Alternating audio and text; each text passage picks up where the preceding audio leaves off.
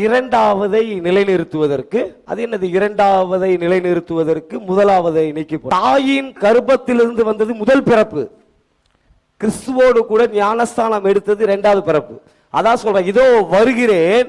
எதற்காக வருகிறேன்? முதலாவதை தள்ளி இரண்டாவதை நிலைநிறுத்துவதற்காக. முதல் பிறப்பை தள்ளிட்டாரு. தாயோட வயிற்றிலிருந்து பிறந்த எந்த மனுஷனும் பரலோகத்துக்குள்ள போக முடியாது.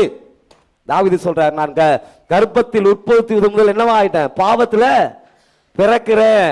அப்போ ஒரு தாயின் உருவாக்கப்பட்ட மனுஷன் பரலோகத்துக்குள்ள போக முடியாது. அதுக்கு தான் அந்த வசனம் சொல்லுது, முதலாவதை நீக்கி போடுகிறார். நம்ம நல்லா யோசித்து பார்க்கணும். ஆண்டவர் பச்சைபாதம் உள்ளவரானா இல்ல.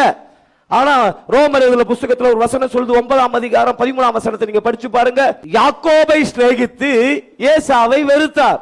அப்ப அப்பாவுடைய குணம் என்ன அப்படின்னா, உங்க வீட்டுல 2 பிள்ளைங்க இருந்தா 2 பிள்ளைங்க என்ன பண்ணணும்? ஆனா இந்த வசனம் சொல்லுது யாக்கோபை சிநேகித்து. அப்ப இவர் எப்படிப்பட்ட தெய்வமா இருக்கிறாரு? கொஞ்சம் யோசிச்சு பாக்குறீங்களா? அப்ப என்ன அர்த்தம் அப்படின்னா, எல்லாத்துக்குமே ஒரு அடையாளம்.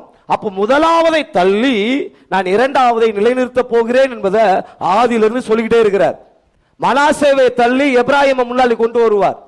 அப்ப நான் என்ன சொல்றேன் அப்படின்னா, அப்போ தேவனுடைய சந்ததியில அவருடைய உடன்படிக்கை ஆகிய ஞானஸ்தானத்தை பெற்று பரிசுத்த ஆவியை பெறலனா நீ பரலோகத்துக்குள்ள போக முடியாது. Gate R closed. பாஸ்டர், நான் ஞானஸ்தானம் எடுத்திருக்கிறேன், பரிசுத்த ஆவியை பெறலனா போக முடியாது.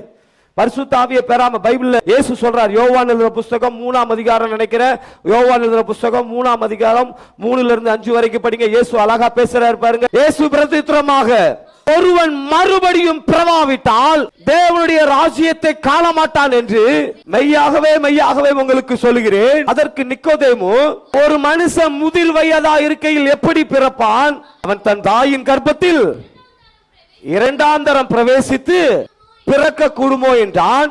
என்ன சொல்றார் பாருங்க, ஒருவன் ஜலத்தினாலும் ஆவியினாலும் பிறவாவிட்டால் அவ்வளவுதான்.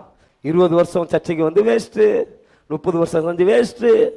இயேசு சொன்னார், மனுஷன் சொல்லல. இயேசு வாயிலிருந்து புறப்பட்ட வார்த்தை, தாயிலிருந்து பிறந்தது முக்கியம் இல்லப்பா. எதுல பிறக்கணும்? ஞானஸ்தானத்திலையும் பரிசுத்த ஆவியினாலையும் பிறக்க